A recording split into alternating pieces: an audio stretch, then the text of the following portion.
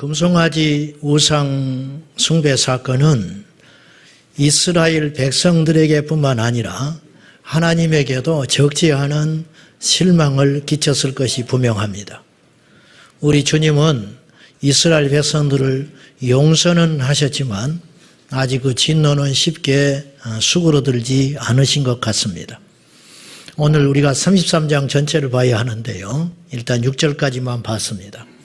여기 오늘 우리가 읽은 이 본문에는 이스라엘 백성들에 대한 하나님의 실망, 그리고 변함없는 사랑, 그리고 패역한 이스라엘 백성이지만 그들에 대한 기대감을 우리 하나님께서 나타내고 있습니다.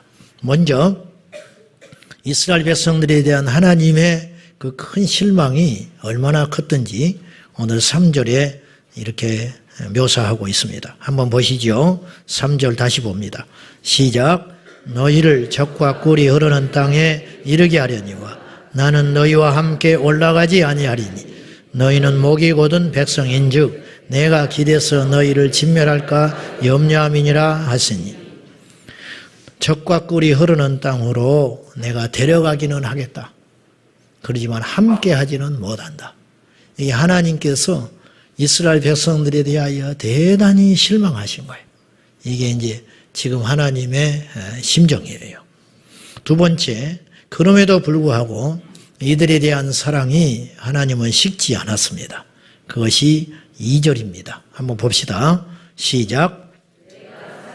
너보다 앞서 보내어 가나안 사람과 아모리 사람과 헷 사람과 브릿 사람, 히 사람과 여붓 사람을 쫓아내고 함께 가지는 않는다. 그러나 너희들을 지켜주기는 하겠다. 무엇을 통해서? 사자를 통해서. 천사입니다. 방법은 내가 만들어 놓을게. 너희들을 안전하게 할 수는 있어. 그러나 함께 가지는 못해. 왜냐? 하나님의 성품이 거룩이기 때문에 이스라엘 패역한 백성들을 보면 당신께서 진멸할까 싶으니까 이것을 막기 위해서 함께 할 수 없다. 실망과 사랑. 그리고 그럼에도 불구하고 이스라엘 백성들에 대한 기대감을 하나님은 감추지 않습니다. 자, 5절입니다.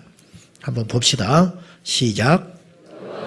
모세에게 이르시기를 이스라엘 자손에게 이르라. 너희는 목이 곧은 백성인지 내가 한순간이라도 너희 가운데 이르면 너희를 진멸하리니 너희는 장신구를 떼어내라. 그리하면 내가 너희에게 어떻게 할 것인지 정하겠노라 하셨습니다. 너희들 하는 거 봐서 너희들이 장신구 떼고 회개하면 내가 함께 할 수도 있어. 이게 이제 기대감을 아직도 갖고 계시는 거예요. 여러분 오늘 읽은 이 1절에서 6절까지 말씀을 읽고 여러분이 어떤 생각이 드셨습니까? 바로 부모와 자식, 속 썩히는 자식과 그 자식 앞에 그 사랑을 거두지 못하는 절절한 그 부모의 사랑, 이 관계가 그려지지 않습니까? 하나님과 우리 사이가 딱 그렇습니다. 속 썩히는 자식, 속 썩이는 자식. 부모는 절대 자식 못 이긴다고 그래요. 그 이유가 뭔가? 힘이 없어서 자식이 똑똑하기 때문에, 강하기 때문에 천만에 부모의 사랑이 자식이 부모를 향한 사랑보다 월등히 크기 때문에 항상 부모는 져 주시는 거예요. 우리 하나님은 항상 이런 식이세요. 우리를 대할 때, 이스라엘 백성들을 대할 때 항상 이런 식이셨어요. 아담과 하와가 하지 말라는 짓만 해. 어쩜 우리하고 똑같은지 몰라. 우리 자식들하고 똑같아. 하지 말라는 것만 하고 하라는 건 안 해. 공부는 절대 안 해. 공부는 안 하고 어른 보면 인사 잘해. 인사 절대 안 합니다. 좋은 친구 사귀라. 못된 것만 사귀고 돌아다녀. 집에 일찍 와라. 늦게 와요. 아주 그냥 우리 새끼 말고 남의 새끼. 아담과 하와가 큰 대형 사고를 쳤어요. 선악과 먹지도 말아라. 만지지도 말아라. 쳐다보지도 말아라. 뭐하러 거기 가서 기웃거리다가 훌딱 넘어가가지고 선악과를 따먹고 쓸데없이 눈이 밝아져가지고 이런 보세요. 죄가 들어오니까 자기 안에 죄가 들어오니까 어둠이 들어오니까 부끄러운 것을 알게 된 거예요. 언제는 안 벗고 다녔어? 갑자기 부끄러움을 알고는 무화과 나무 잎으로 치마를 만들어가지고 나무 뒤에가 숨어 있는 거예요. 이게 얼마나 비참한 거예요. 그것이 얼마나 가겠어요? 한나절이나 가겠어요? 어설프게 만들어가지고 언제 일을 해봤어야지. 아담과 하와 언제 일을 해봤어? 에덴 동산에서 풍요롭게 먹고 마시고 잔뜩 놀다가 벗은 줄 알고 죄가 들어오니까 무화과 나무 잎으로 어설프게 만들어가지고 그 나무 뒤에 숨어있는 이 비참한 꼴을 보시라고. 인간이 가장 비참할 때가 언제인지 아세요? 죄를 지었는데 용서받지 못할 때. 사고는 쳤는데 답이 없는 거예요. 죄를 지었는데 이 죄를 용서받을 길이 없을 때 인생은 가장 비참해지는 거예요. 용서받은 자의 축복을 아십니까? 십자가는 하나님의 용서거든요. 예수 그리스도를 보내사 우리를 이처럼 사랑해 주셨는데 그분이 용서하지 못할 죄가 어디가 있냐고요. 사고는 아담과 하와가 쳤어. 그래 무화과 나무 잎으로 엮여가지고 숨어 있는데 하나님께서 가죽옷을 친히 만드셔가지고 입히시는 하나님의 사랑. 이게 딱 사고 친 자식에 대한 아버지, 부모의 사랑 아닙니까? 이것이잖아요. 하나님은 항상 이런 식이세요. 니느웨로 가거라. 적성국가. 우리 지금 상황으로 비교를 해보면 8.15 해방됐는데 일본에 가서 선교하라는 거예요. 내 형제 죽이고 우리 누이 정신대로 끌고 가서 청춘을 망가뜨려버린 그 나라에 가서 복음을 전해라. 못 갑니다. 못 가지요. 요나가 도망간 것도 어찌 보면 당연한 이치에 하나님께서 요나를 붙들고 사정합니다. 가다오. 가다오. 나도 그들의 지혜를 알지만 살려야 될 거 아니냐. 하나님이 무엇 때문에 요나를 데리고 사정합니까? 무엇 때문에 요나가 큰 소리를 치고 있습니까? 우리 하나님은 항상 이런 식이에요. 베드로 예수님 모른다고 3번 부인하고 고기 잡고 있는데 우리 주님 먼저 찾아가십니다. 갈릴리 바닷가에 불을 피우시고 그 귀하신 분이 떡을 구우시고 고기를 얹어서 구우신 다음에 제자들을 기다리고 계셨다가 제자들이 오니까 할 말이 없는 거예요. 전부 도망갔거든요. 십자가 앞에서. 그 어색한 시간을 먼저 깬 분이 예수님. 요한의 아들 시몬아, 너 나 사랑하냐? 나는 너 사랑하고 있는데 나는 한 번도 너를 버린 적이 없는데 너만 나 사랑한다면 우리는 회복될 수 있어. 3번을 물으시고 그 역겨운 인생 베드로를 여러분 모르는 사람은 품을 수 있어요. 근데 배신한 사람은 품기 어렵습니다. 그렇잖아요? 네. 사랑을 쏟아부은 부은 존재가 언젠가 나에게 등을 돌릴 때 그 사람 용서하기 쉽지 않습니다. 그런데 예수님은 베드로를 품으십니다. 그리고 그에게 다시 사명의 길을 주시는 것이죠. 우리 하나님이 이런 분이에요. 항상 이런 식이에요. 아들이 사고칩니다. 학교에서 좀 오십시오. 부모가 무슨 죄가 있어요? 사고를 치라 했어 뭐라 했어. 교무실에 들어갈 때부터 고개 숙이고 눈도 못 마주치고 아무 잘못도 없는 부모가 죄인 돼가지고 쩔쩔매면서 용서해 주시라고. 한 번만 기회를 주시라고. 사고는 아들이 쳤는데 수습은 부모가 한다. 요즘 학부모들은 그렇지도 안타깝지다마는 도대체 우리 하나님의 사랑은 항상 왜 이래야만 되는가? 그러니까 이 사랑을 우리가 알 때 우리는 변화되는 거예요. 우리가. 겉으로 보기에는 금송아지 사건 같지만 이 문제의 본질은 이스라엘 백성들의 완고함에 있었다는 걸 성경은 직시하고 있습니다. 우리 3절 다시 봅시다. 3절 시작.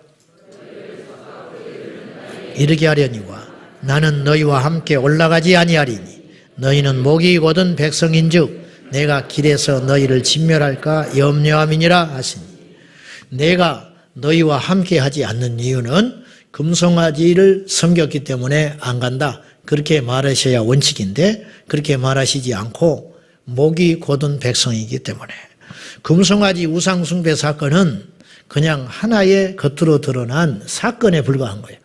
목이 곧은 백성이기 때문에 이스라엘 백성들은 앞으로 광야 생활을 하면서 끊임없이 하나님을 대적합니다. 우리가 교회를 나왔잖아요. 교회를 나와도 우리의 목이 곧기 때문에 끊임없이 하나님을 대적하는 어떤 일들이 벌어지고 있는 거예요. 어떤 사람은 우상숭배, 어떤 사람은 불순종, 어떤 사람은 세상의 범죄. 그런데 그 근본적인 문제의 본질은 어디에 있느냐? 목이 곧기 때문에 그렇다. 이 목이 곧다는 표현은 원래 가축을 길들이는 의미에서 나온 말이에요. 가축이 길들여서 집안의 농사를 위해서 사용하기 전에 야생 짐승을 길들이기 전에 목이 뻣뻣하고 고집이 센 완고한 상태, 이런 상태를 목이 곧다 이렇게 표현한 거예요. 그 말을 하나님께서 모세에게 말씀하는 거예요. 우리는요, 고집이 센 것을 대수롭지 않게 생각해요. 그리고 심지어는 사람은 고집이 있어야 된다 그런 말도 해요. 무슨 말인지 알아요. 자기 주관이 있어야 한다는 말이겠지요. 그러나 영적으로 볼 때 고집이 세다는 것은 대단히 큰 죄입니다. 자, 성경 사무엘상 15장 23절 말씀, 여러분이 잘 아는 말씀입니다. 읽어봅시다. 시작. 점치는 죄와 같고 완고한 것은 사신 우상에게 절하는 죄와 같음이라. 왕이 여호와의 말씀을 버렸으므로 여호와께서도 왕을 버려 왕이 되지 못하게 하셨나이다 하니, 사울 왕은 대수롭지 않게 생각했는지 몰라요. 전부 진멸해버려라.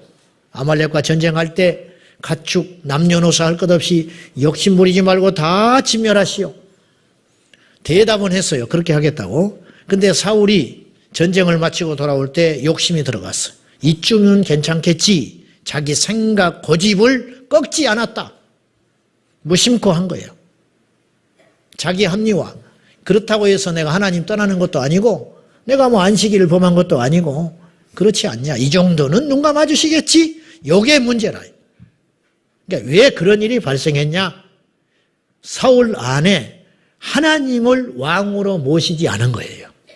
아직도 자기의 고집과 자기의 기질, 자기 습성이 고스란히 남아있는 거예요. 여러분 우연히 점집 앞을 지나갔는데, 무당집을 지나갔는데 우리 교회 권사님이 그곳에서 나온 걸 본다면 여러분 견딜 수 있겠어요?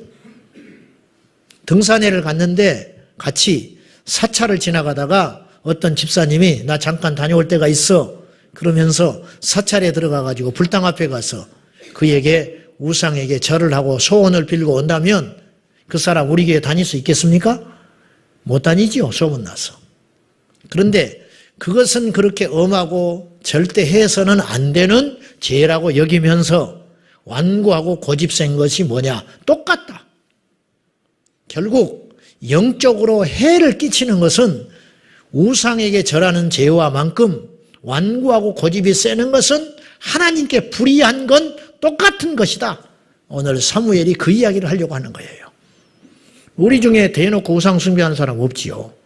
우리 중에 대놓고 점집에 가는 사람 없다니까요. 근데 고집 세고 완고한 자기의 색깔을 버리지 않은 채 하나님께 완전히 굴복하지 않는 그리스도인들은 아주 많습니다. 똑같다. 결과가 똑같아 어차피. 그 말이에요. 세상에서도 고집이 세면요 인생이 형통하지 못합니다. 세상에서 고집 부리면 인생이 형통치 못하고 고생스러워요. 저에게 배다른 이모가 있었어요. 제 어릴 적에 돌아가셨는데 우리 작은 할머니가 계셨던 거예요. 그러니까. 근데 그 작은 할머니가 일찍 둘을 놓고 돌아가시니까 우리 친할머니가 걷어서 키워줬어요. 근데 이 이모가 그렇게 고집이 셌대요. 어릴 적에. 하여튼 하루 고집 부리기 시작하면 해가 넘어갈 때까지 고집을 부렸는데 어느 날은 이제 우리 어머니가 이야기를 하는 거예요. 옛날에 이런 일이 있었다는 거예요. 옛날에 아이들이 마당에서 고집 부리기 시작하면 주저앉아가지고 발을 막 비벼대잖아. 그렇게 해서 하루 종일 고집을 피우는데 뜨거운 여름날에 해가 중천에 떠가지고 넘어가는데도 울고 밥을 먹으라 해도 먹지도 않고 들어오라 해도 들어오지도 않고 그렇게 울면서 고집을 피우고 있더랍니다. 그런데 이제 소나기가 쏟아지기 시작한 거예요. 소나기. 비를 흠뻑 맞으면서도 안 들어오고 있는데 이제는 멘트가 달라졌어. 뭐라고 달라졌느냐. 나 좀 들어오라 그래. 나 좀 들어오라 그래. 응? 막 그러면 나 좀 들어오라 그래. 나 좀 들어오라 그래. 그러면서 거기서 고집을 부리고 그렇게 울고 있더라네. 응? 그렇게 어릴 때 고집이 있었다고. 응? 부모가 매를 들었을 때 한 대 맞으면 좋은 방법은 무릎을 딱 꿇는 거예요. 그러고는 안 맞아. 근데 가끔 아이들 중에 이런 애들이 있어. 매를 딱 들면 이쪽으로 두드려 맞아요. 그다음 아프면 반대로 돌려대. 끝까지 쳐맞고 있어. 그러면 이제 몽둥이가 부러질 때까지 맞는 거지. 영적인 것도 마찬가지입니다. 오늘날 교회 안에서 행해지는 완고한 고집들은 종교의 영과 결탁돼 가지고 얼마나 교회의 생명력을 해치고 한 사람의 영적 진보를 막고 있는지 이 폐해는 이루 말할 수 없이 큽니다. 여러분이 영적으로 맨날 제자리 걸음하는 이유가 왠지 아세요? 성경을 많이 안 읽어서 천만에. 기도가 부족해서 물론 그것도 있어. D.L. 무디는 이런 말을 했어요.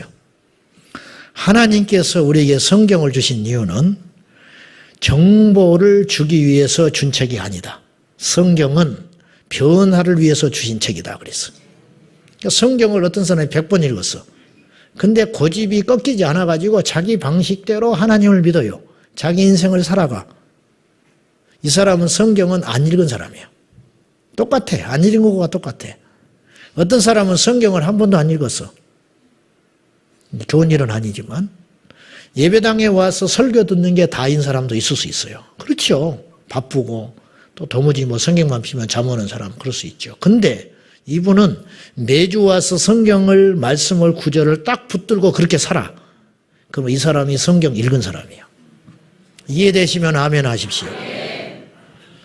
참 믿음은 예배 횟수, 기도의 분량, 그리고 기적을 체험한 어떤 영적 경험들, 신비적인 현상들이 믿음의 크기가 아니고 진정한 믿음은 하나님의 사랑을 알고 그 하나님을 인생의 주인으로 모시고 주인을 바꾸는 것.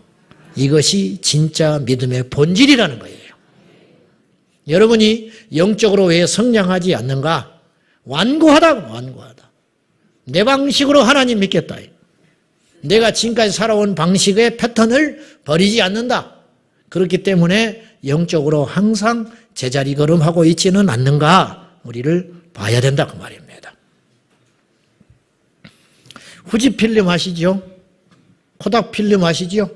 우리 젊은 친구들은 잘 몰라. 디지털 시대는 잘 몰라. 한때 전 세계 필름 이 시장을 석권했던 사람들이 후지 필름, 코닥 필름이에요. 지금은 없어져 버렸어. 왜 그러냐? 이들이 디지털 시대를 대비를 못한 거예요. 필름 시대가 영원할 줄 알았어요. 그래야 뒤늦게 정신 차려가지고 디지털 카메라에 뛰어들었지만 이제 후발주자로 이미 선점당했기 때문에 못하는 거예요. 이게 고집이에요. 필요 없는 고집. 하나님께 나왔으면 하나님을 믿으라고 말이요. 근데 자기를 믿어. 성경을 봤으면 내 생각과 부딪히는 게 참 많아요. 내 생각하고 다른 게 있다고. 그러면 내 생각을 빨리 버리라니까요. 그런데 그렇게 안 믿어요. 여전히 꼿꼿하게 굳세어라 금수나 내 뜻대로 간다. 그러니까 내 믿음이 하나님을 믿는 게 아니고 내가 만들어 놓은 신을 자꾸만 믿으려는 경향들이 일어나고 있다는 거죠. 우리 하나님은요, 스스로 오늘 본문에서 일구이연하십니다. 우리 하나님은 시건치 않으시죠. 근데 우리를 사랑했기 때문에 스스로 당신의 체면을 내려놓는 장면을 오늘 볼 수 있어요. 무슨 말이냐면 3절에 아까 우리가 읽었듯이 너희와 올라가지 않겠다. 가나안 정복 전쟁에 함께하지 않는다. 그랬는데 이 약속을 하나님이 스스로 번복하십니다. 그 이유가 뭐냐? 우리를 사랑했기 때문에. 17절을 보세요. 33장 17절 시작. 여호와께서 모세에게 이르시되 네가 말하는 이 일도 내가 하리니 너는 내 목전에 은총을 입었고 내가 이름으로도 너를 알미니라. 아까 기억나시죠? 장신구를 떼라. 그러면 내가 너희 하는 걸 보고 내가 함께하지 않겠다고 하는 이 말을 번복할 수 있을지도 모르겠다. 그렇게 틈을 열어놓으셨어요. 모세가 그 하나님을 설득합니다. 사실은요, 모세가 하나님을 설득하는 게 아니에요. 하나님이 설득당해 주신 거예요. 야복강에서 야곱이 하나님과 씨름하여 이겼다. 그래서 그의 이름이 이스라엘로 바뀌잖아. 이스라엘이 하나님과 겨루어 이겼다는 이름이에요. 엄청난 이름이에요. 하나님을 이겼다는 뜻이 이스라엘이라는 이름이에요. 묻겠습니다. 하나님이 질 수 있습니까? 하나님이 져주신 거예요. 모세가 하나님을 설득했다고요? 천만에 하나님이 설득당해 주신 것이다. 누가복음 15장에 탕자가 집으로 돌아옵니다. 그 주제가 돌아온 탕자라고 이야기하는데 그 주제는 바뀌어야 됩니다. 돌아온 탕자 아닙니다. 기다리는 아버지입니다. 돌아오면 뭐예요? 안 받아주는데. 하나님의 사랑은 돌아온, 회개하고 돌아온 아들의 그 돌이킴보다 훨씬 더 큰 것이다 그 말이죠. 착각하지 마세요. 착각하지 마세요. 우리가 의로워서 우리가 기도를 좀 하기 때문에 우리가 헌신을 잘해서 봉사를 많이 해서 우리가 복을 받고 무탈하고 여기까지 왔다? 착각하지 마세요. 우리보다 착한 불교 신자가 얼마나 많은지 몰라요. 그죠? 우리보다 양심적인 가톨릭 신자들이 훨씬 많아요. 예전에 이런 기사가 났어요. 수년 전에. 외제차가 지금처럼 많아지지 않을 때 골목에 외제차를 받쳐둔 사람이 있었어요.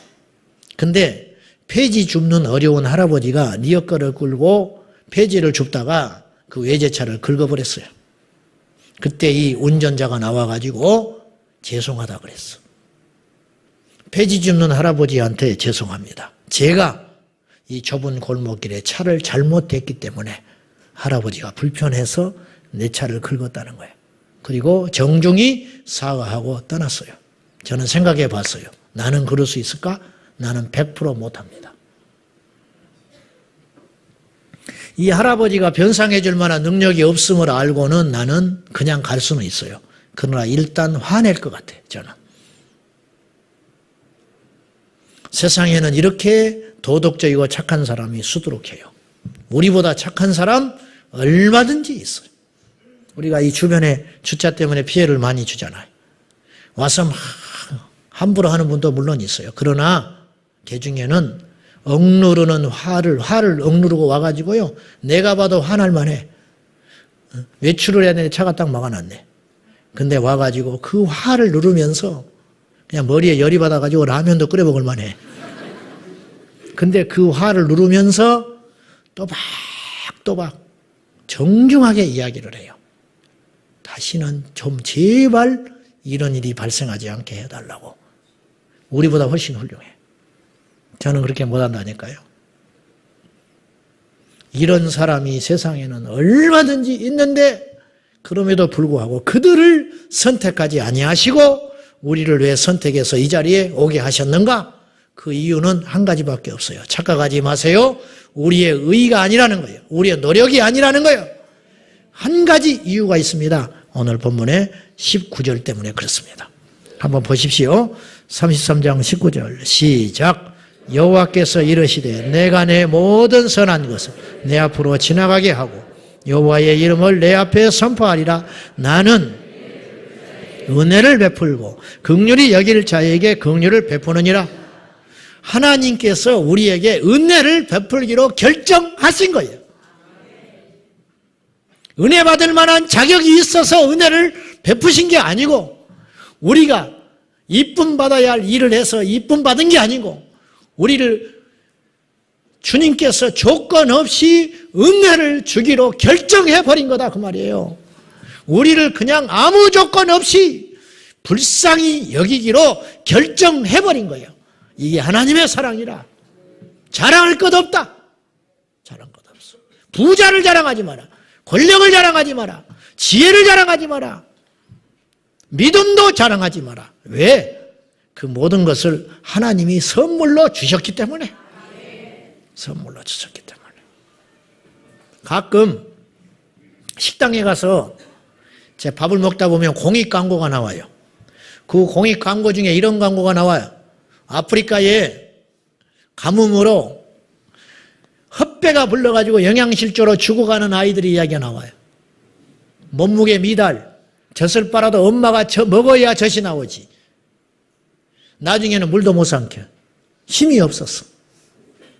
그런 아이들을 보면서 무슨 생각 해보셨습니까?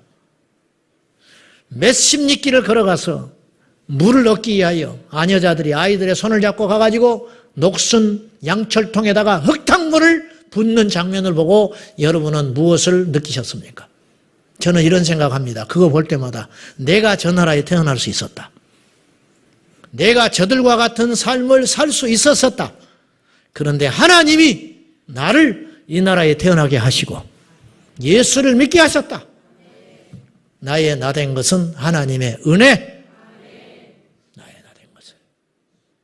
이걸 모르니까 안 변하는 거예요. 이걸 모르니까 교회 와서도 뻣뻣한 거예요. 뻣뻣하니까 망가지는 거예요. 복을 못 받는 거죠. 하나님께서 저와 여러분에게 은혜를 베푸시고 불쌍히 여기기로 결정하셔버린 거예요. 이게 강권하신 사랑. 우리는 그 사랑을 얻을 자격도 없었고 그 사랑이 무엇인지도 몰라서 구해 본 적도 없었다니까요. 그냥 하나님이 일방적으로 찾아와 버리신 거예요. 일방적으로. 우리가 구해서 얻었다면 자랑할 게 있죠. 우리가 자격이 있어서 구원을 받았다면 자랑할 수 있죠. 근데 그럴 수 없다. 그럴 수 없다. 하나님의 일방적 사랑이 오늘 우리를 여기까지 끌고 왔다. 그런 말이에요. 하나님께서 스스로 올라가지 않겠다고, 너희와 함께 하지 않겠다고 하는 약속을 번복할 만큼 당신의 체면을 내려놓고 사랑해 주신 그 사랑.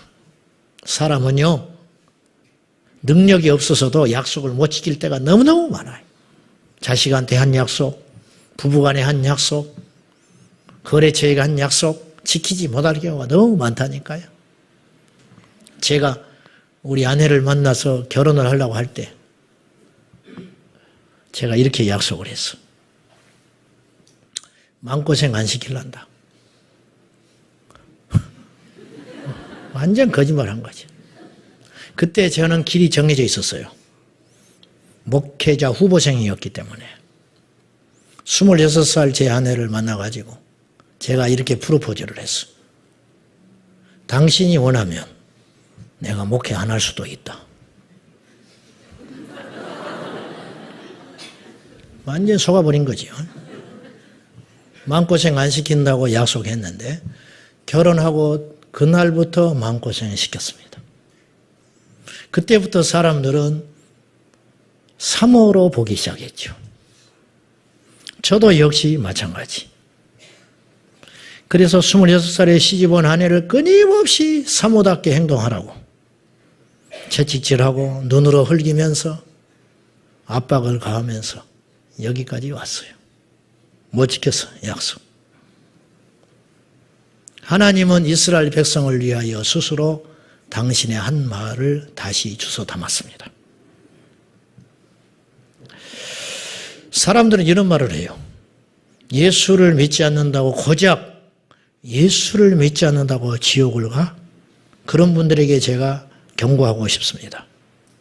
이 사랑의 손을 뿌리친 그 죄가 작은 죄입니까? 결코 작지 않다. 이 사랑을 거절하고도 할 말이 있습니까? 아들을 내어주시기까지 아들을 십자가에서 갈기갈기 찢어주신 그 아버지 하나님의 사랑을 거부한 대가는 지옥입니다. 지옥이다. 능히 지옥에 갈 수밖에 없다. 오늘 저와 여러분이 이 자리에 있다는 것은 어떤 의미가 있느냐면 제가 지난번에도 한번 말씀드린 기억이 나는데 명심하고 잘 들으십시오. 오늘 이 자리에 저와 여러분이 초대받아 와서 뭐 억지든 혹은 마음이 내키지 않든 내키든 이 자리에 와서 앉아 있다고 하는 것은 여러분에게 어떤 기회가 주어진 것이냐면 돌이켜 예수 그리스도를 믿을 수 있는 기회를 주신 것이다. 즉 하나님의 사랑을 받아들일 수 있는 찬스가 생긴 것이다. 이 사랑을 거절하지 말아라. 이 손을 뿌리치지 말아라. 이 사랑을 아는 자가 변화된다. 이 사랑을 아는 자가 주인을 바꿀 수 있다는 거예요. 억지는 안 돼요. 여러분이 여호와의 음성을 들을 때 그 자세는 마음을 경록해 하고 완곡해 하지 말고 그 여호와의 음성을 들을 때 우리는 우리의 아집과 고집을 내려놓고 여호와께로 달려 나와야 합니다. 히브리서 3장 15절 말씀 시작. 성경에 일렀으되 격노하시게 하던 것 같이 너희 마음을 완고하게 하지 말라 하였으니. 히브리서 3장의 이 말씀은 히브리서 저자가요 광야에서 있었던 이스라엘 백성들에 대한 이야기를 똑같이 하고 있는 거예요. 너희 조상 이스라엘 백성들이 광야에서 하나님의 경고를 들을 때 너희들의 마음을 겸손하게 먹고 회개하지 아니하고 끊임없이 완고하게 먹어서 하나님을 대적하고 경노하게 만들었다. 그 전철을 밟지 말아다오. 히브리서 기자가 경고한 겁니다. 말씀 맺겠습니다. 광야 40년을 살았던 이스라엘 백성들이 오늘 우리처럼 하나님을 알았고요. 아는 건 믿음이 아니라 그래서 내가 누차 그랬어. 아는 건 믿음이 아니야. 하나님에 대해서 들었고 기적을 경험했고 우리 중에 병의 기적을 받은 사람, 축복의 기적을 받은 사람 이런 사람 많습니다. 뭐 잊어버려서 그렇지. 여러분이 기도 응답 받은 거는 다 잊어버려서 그렇지요. 못 받은 것만 지금 하나씩 갖고 있어서 그렇지. 기도 응답 받은 거 셀 수도 없이 많아요. 그래요 안 그래요? 셀 수 없이 많다고. 병원에 가서 누워가지고 하나님 나 살려주시면 살려줬어. 잊어버려. 내 새끼 대학만 보내주시면 보내줬어. 대학 가고 나니까 잊어버려. 결혼 못하고 있는 내 자식 결혼만 시켜주시면 결혼시켜줬어. 잊어버렸어. 다 잊어버렸어요 우리가. 응답 받은 게 한두 가지가 아니야. 다 잊어버린 거예요 우리가. 이스라엘 백성들처럼 우리도 오늘 기적을 경험하고 있고 응답을 받고 있고 하나님의 살아계심을 수없이 경험하고 살면서도 불구하고 그들이 안식일 지킨 것처럼 우리가 예배를 드리고 그들이 기도하는 것처럼 우리도 역시 기도하고 그러나 한 가지 그들은 변하지 않았어요. 마음속에 완고한 이 꽈리가 뻣뻣한 목이 꼿꼿한 백성들이 버티고 있는 이 자하 이것이 꺾이지 아니한 거로 이스라엘은 광야 40년 연단을 받아야만 했다 그 말이죠. 오늘 우리가 이 실패를 이 전철을 밟지 말자는 거예요. 그러므로 하나님의 음성을 듣거든 너희의 마음을 격동시키지 말고 그 말씀에 무릎을 꿇으라. 그리하면 하나님께서 내게 찾아오시사 내 인생을 순탄하게 끌고 가주기 시작하신다. 여러분 고집을 버리고요 하나님께 맡기십시오. 맡기는 게 믿음입니다. 맡기지 않으면 책임지지 않습니다. 목욕탕 그렇게 써 있어. 맡겨야 돼. 무슨 말인지 모르는 분들은 40일 작정하고 기도를 좀 하죠. 맡기면 주님의 것이 됩니다. 맡기면 주님이 간섭하기 시작합니다. 주님의 간섭은 축복입니다. 기도하십시다. 아버지 하나님, 오늘도 그 큰 사랑으로 우리를 변함없이 인도해 주셔서 감사합니다. 하나님의 진노하심, 하나님의 그 어마어마한 능력, 그것을 숨기시고 우리를 자식으로 대해 주셔서 감사합니다. 역겨운 인생, 끊임없이 하나님을 대적하는 어리석은 인생임에도 불구하고 기다리시는 아버지 하나님을 찬양합니다. 주여, 오늘 우리에게 오셔서 그 사랑을 가르쳐 주시고 그 사랑을 보여주셨으니 우리가 이제 그 사랑을 받아들이게 하여 주시옵소서. 예수님의 이름으로 기도하옵나이다. 아멘.